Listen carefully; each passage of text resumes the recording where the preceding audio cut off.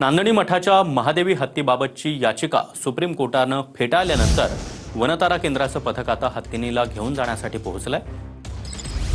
मठाचे अधिपती आणि गावकऱ्यांकडून महादेवी हत्तीनीला निरोप देण्यात आला। गावातून महादेवी हत्तीनीची मिरवणूक देखील काढण्यात आली आहे।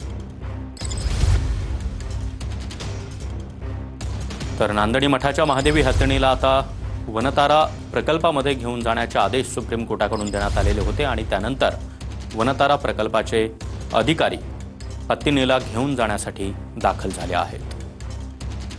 जिल्ह्यातील शिरोळ तालुक्यामध्ये महादेवी हत्तीला नेण्यासाठी वादविवाद सुरू झाला होता। गाव 8 दिवसावर एकत्र होतं। या कोर्टात याचिका दाखल करण्यात आली। कोर्टाने याचिका महादेवी हत्तीला नेण्यासाठी वनतारा गुजरातची टीम शिरोळमध्ये नांदणीमध्ये दाखल झाली। आपण जर बघितलं तर कोर्टाचा निकाल झाल्यानंतर महादेवी हत्तीला शेवटचा निरोप देण्यासाठी संपूर्ण नांदणी गाव एकवटलेलं आहे। आपण जर बघितलं तर मठाच्या समोर सध्या हत्ती दर्शन घेत आहे देवांचं, पण एका बाजूला जर बघितलं तर गाव सगळं कळकळलेलं महिला दर्शन घेण्यासाठी आला। तर हा हत्ती जवळजवळ शिरोळ तालुक्यातील नांदणी गावामध्ये 30 वर्ष ही हत्तीन या ठिकाणी होती, पण या हत्तीनीला निरोप देण्यासाठी अक्षरशः नांदणी गाव कळकळलेला आहे। जर बघितलं तर हत्तीनीच्या डोळ्यामध्ये अश्रू अनावर आहे, तर काही नागरिकांच्या डोळ्यामध्ये अश्रू जाणवत आहे। त्यामुळं जर बघितलं तर सगळ्या बाजून बघितलं तर हत्तीला नेण्यासाठी गुजरातची वनतारा टीम सध्या नांदणीच्या विशीवर आलेला आहे। त्यामुळं कुठेतरी आशीर्वाद सगळ्यांना ही हत्ती देत आहे। जर बघितलं तरी आपण एक्सक्लुझिव्ह व्हिज्युअल आपण टीव्हीच्या माध्यमातून देतोय। आशीर्वाद सगळ्यांना, सगळ्या गावाला देत आहे।